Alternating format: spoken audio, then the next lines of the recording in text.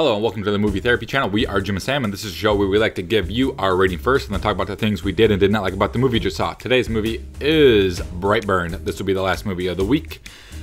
Next movie is Godzilla. So, as always, it is either see it, wait for it, or pass it. What did you guys think? Let us know, because we're letting you know in 3, 2, 1, see wait it. for it. No. Yep. I was surprised you get... Just because I gave it a wait for it doesn't mean I didn't like it. That means you don't want to see it on the first night it opened. I'm glad I saw it.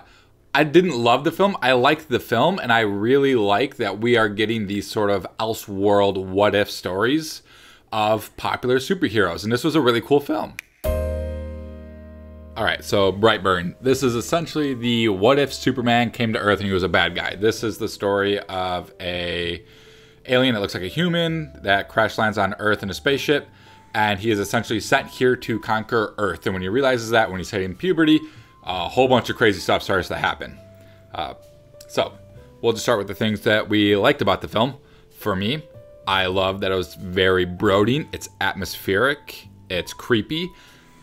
I wouldn't call this a horror film. It's being sort of billed as a horror film. This is very much, it's more thriller-esque than horror, but it is very much a darker side of the comic book genre. The acting's very good. I felt the story was quite compelling. I was very creeped out quite a few times. There's some tense moments where I was like, oh God, are they really going to go where I think they're going to go? Sometimes they went there, sometimes they held back. It was very suspenseful. And I pretty much liked everything about it, except maybe it was a little bit too slow for my taste. But Sam, what are some of the things that you liked about this film? I actually liked the fact that it was a slow burn. I liked the ending. The ending was really, really good. Very suspenseful. Very creepy. The kid was phenomenal. He was so creepy, so good. I mean, he just really was able to drive the film from what they were trying to go for. I think he was a great choice for the role that he was in. I mean, I thought the story was very compelling. I thought it was very interesting. I liked the twist on like Superman, basically an evil Superman. Yeah. And then he just goes berserk. Yeah, it's not that he just goes berserk when he. I mean, it's slow, but he gets a superiority complex where he's like, I'm better than all of you. Why should I have to listen to anything any of you have to say? Yeah. And the more people push against him, the more he goes, he wants less to do with humans, essentially.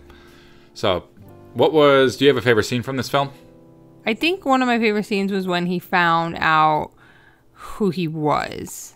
That's a very good scene. Oh, and then he's like, his mom finds him. And there's like a big moment there, and you can really see that was like the shift when he really turned on his mom. Yeah. My favorite scene is the scene with his aunt, preceded by the scene with the uncle. That whole sequence of events, that's probably the most horror-esque that the film gets. It's very creepy, very suspenseful, very like, oh crap, what's about to happen? And it's very gripping. One of the other things that I'm sort of iffy on this. I like the fact that the film itself is this is a gory film. It is kind of gross at times. Yeah. There's like one particular scene where I had to look away from the screen involving an eye, and I couldn't watch it. Oh yeah, it was hard. So if you have issue with gore and body mutilation, this might not be. You might have a hard time. I don't understand why you have a hard time with this, but Mandy was fine. I don't remember much gore in Mandy. I know there's gore in Mandy, but this is like more in your face. It's like, and we saw Mandy at home as opposed to this on the big screen with like close-ups of like. Have you seen our big screen? It's big. But anyways, if you have a squeamish stomach, this might be a hard watch for you. Now, with that said, Sam, is there anything about this film that you didn't like? You go first. All right. For me, I didn't like the ending. I wasn't big on it. You wouldn't be. Wasn't a fan of the ending. That's one of the things that would make it hard for me to watch again. It's kind of cool, but it's also kind of depressing. It just rubbed me the wrong way a little bit. I did like the credits part of it, though. There is like this credits sequence that happens when the credits start playing, which was pretty cool. I did like that. I just didn't really like the very final scene of the film that was before the credits. Yeah. I think something that I wasn't 100% on board with was just the slow pace of the beginning. So like I'm flipped with you. I didn't care so much for the beginning part. Some of it I felt was kind of, I don't know, maybe out there or like just a little bit slow. I wanted it to pick up the pace. I wanted a little more things to happen for that like crossover from him being a kid to being like evil. He just kind of snaps into it. It just happens. I would have liked to see a little bit more of a crossover where his empathy starts to disappear. I would actually disagree with you on like the snapping into it. I felt like there was enough sort of not motivation, but there is something happening behind the scenes that pushes him in that direction. So right, but Okay. I will say like I was okay with it. You don't have to be okay, but I'll just say that in my part, I was okay with the push. Mm-hmm. I will say I do agree with you that the slow pace was a little too slow at times. Mm-hmm. Even though the film is an hour and a half, it is it felt longer than that. It does. I feel like you probably could have taken 10 minutes out of this film and still had the same film that we saw. Mm-hmm. I think you probably could have picked it up and just trimmed maybe 8-10 minutes without sacrificing the story that we were telling. Mm. So that's my personal take on the actual pacing. I mean, it was a really interesting turn of events. Like, it was really interesting to see, like you said, an evil version of the superheroes and just, like, taking this story that we all know and just flipping it on its head. Yeah. The fact that this was made for $7 million is very impressive. It looks bigger than that.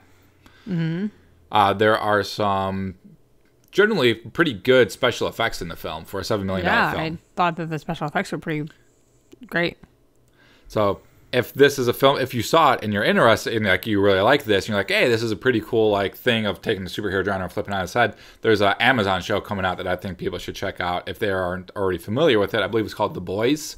Oh, that looks good. Which essentially is superheroes that have gotten big egos and they've started to do, and then like the Earth needs to put them into check. Yeah. So that it stars Carl Urban and he has to put these superheroes into check. Kind of looks like it could be like a companion piece to Brightburn in a way. But that's just putting that out there that is a show that's coming out.